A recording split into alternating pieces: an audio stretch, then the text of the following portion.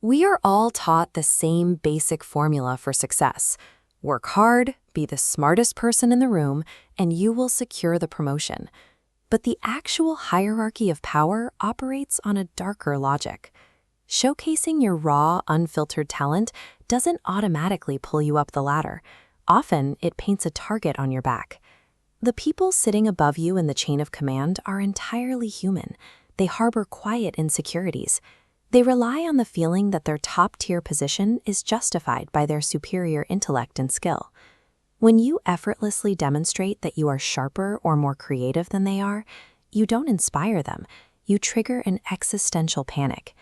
Their immediate instinct won't be to reward your value, but to neutralize the threat you pose to their ego.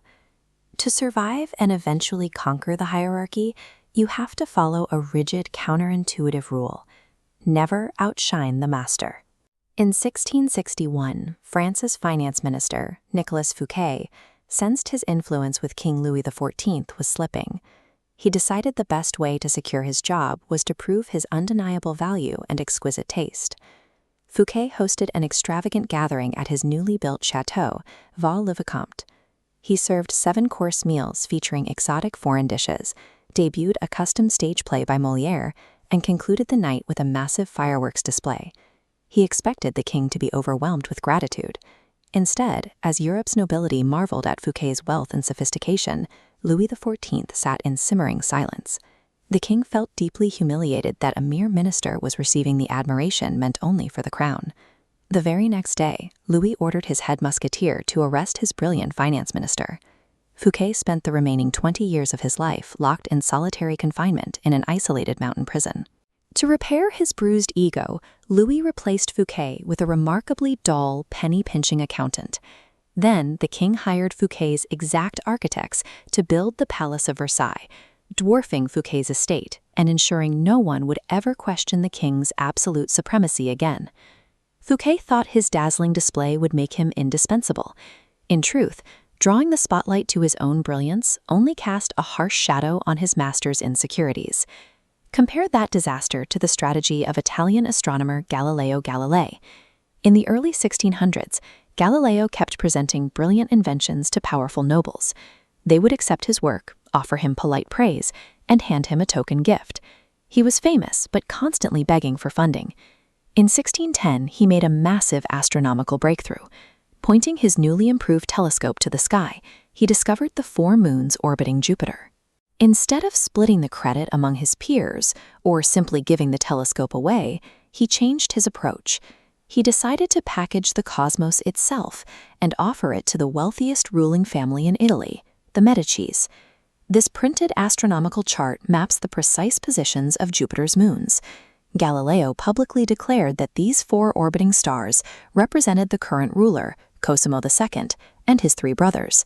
He insisted the heavens themselves were reflecting the glory of the Medici dynasty. Cosimo II was thrilled. He immediately appointed Galileo as the official royal philosopher and mathematician, granting him a steady, lifetime salary and absolute financial security. Galileo understood what Fouquet didn't. He used his undeniable genius not to elevate himself, but to make his patrons look like literal gods. By directing the light onto his masters, he quietly secured exactly what he wanted. Navigating this dynamic requires deliberate tact. If you devise a highly creative new strategy, pitch it in a way that gives your superior the credit. Frame your idea as an extension of a comment they made weeks ago. Let them claim the victory. You can even commit minor, harmless errors on purpose, just so you can ask for their guidance. It costs you nothing, but it allows them to flex their expertise and validates their position of authority.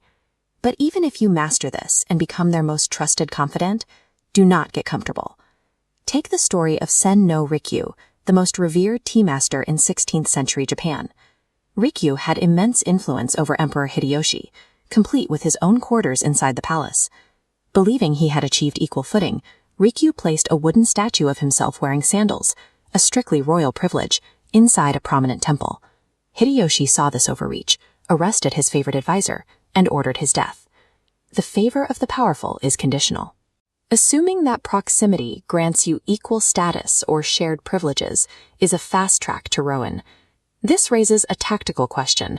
Are you supposed to spend your entire career playing the obedient subordinate? No, there is a precise moment to drop the act. If your superior's influence is decaying, or if they are rapidly falling out of favor, the dynamic inverts.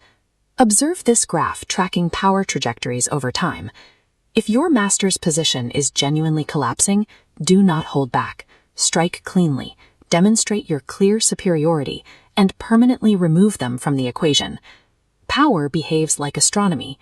You might be full of intense, radiating brilliance, but as long as there is a sun occupying the sky, you cannot compete with its glare.